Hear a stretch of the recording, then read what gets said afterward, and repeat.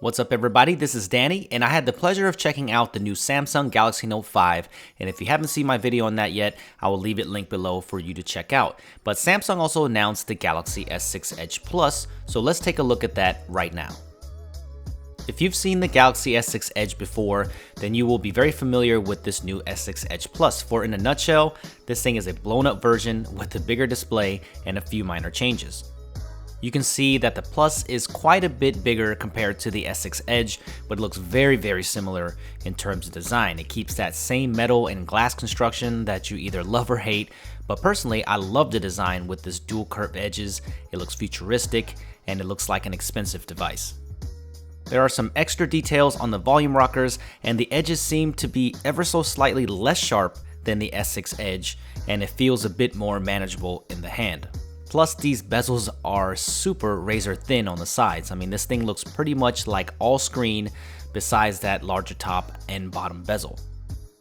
There are a few colors, but my favorite color I saw here was this titanium silver version. It looks really sleek, and overall, I like the design, so kudos to Samsung on that. The only thing is that the back is going to be very slippery, and it's going to be a fingerprint magnet, so just apply a dbrand skin like I did on the S6 Edge and just call it a day. Plus, who doesn't like carbon fiber? The gold color was also attractive, and the metal is now gold, matching the entire phone.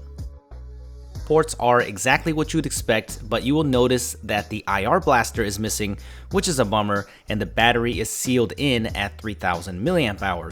But fast charging is supported just like the other S6 models, but there is a new inclusion here, and that is fast wireless charging, where Samsung states that it will go from 0 to 100% charge in just 2 hours with this wireless charging method, so looking forward to using that. The display is a 5.7-inch Quad HD Super AMOLED panel, and of course it looks amazing, and this thing is being powered by the 8-core Exynos 7420 processor with 4GB of RAM, which is insane, so this thing should be a performance powerhouse with storage options of just 32GB and 64GB. So this may be a deal breaker for some since there is no SD card slot. There are a few new minor software tweaks, such as an extension to the People Edge where now you have your favorite contacts, you swipe again and there's a quick menu to your most and used favorite apps, which is customizable.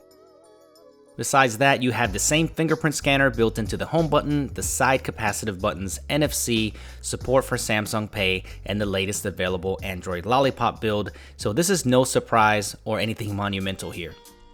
The camera remains at 16 megapixel with an aperture of 1.9, and the heart rate and O2 saturation sensor and flash live right next to it.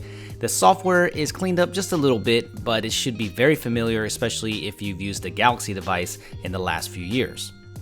There is support for 4K video recording, and we get an improved software stabilization that now works with the optical image stabilization that is built into the optics, so it should give you a smoother video result. The most interesting is that there is a new live broadcasting to YouTube feature directly from the camera app, so I can't wait to try this out and see how this competes with other streaming services.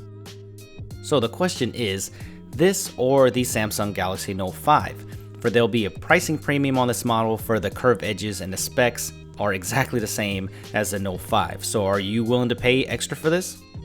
Let me know in the comment section below of what you think about this device over the Note 5, and if you haven't seen my Note 5 video yet, I will leave that link below and make sure you check it out. So make sure you subscribe to the channel if you haven't already, and there will be unboxings and full reviews of both the Note 5 and the S6 Edge Plus. So take a second and click on that like button if you enjoyed this. Follow me on Twitter at SuperScientific, and I will see you guys in the next video. Thanks for watching.